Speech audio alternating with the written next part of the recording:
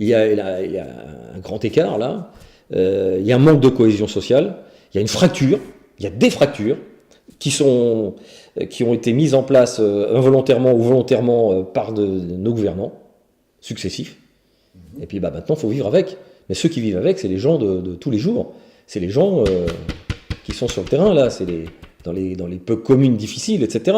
Les gens sont complètement abasourdis de ce qui se passe, d'ailleurs. Abasourdis. En région parisienne, alors là, c'est la catastrophe. Vous prenez Valenton, vous prenez Villeneuve-Saint-Georges, vous prenez le 93, alors là, j'en parle même pas.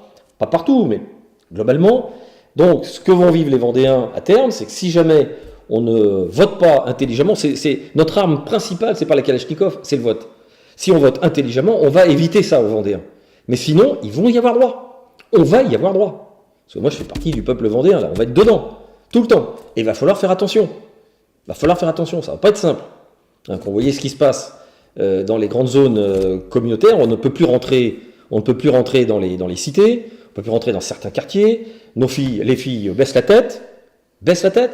Moi, je peux vous dire qu'en 2005-2006, quand on a pris les cités, je vais vous prendre des cités de la Courneuve, eh bien, nous y étions tous les jours, dans le quartier, on a vu des filles relever la tête et s'habiller en femmes, et non pas en habits mortuaires.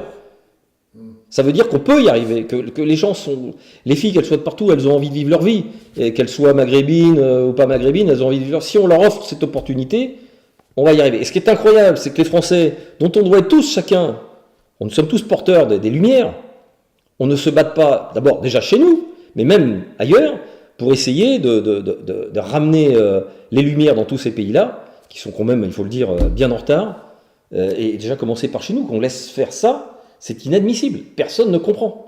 Personne ne comprend. Donc il y a une note d'espoir. Moi je dis qu'il y a de l'espoir.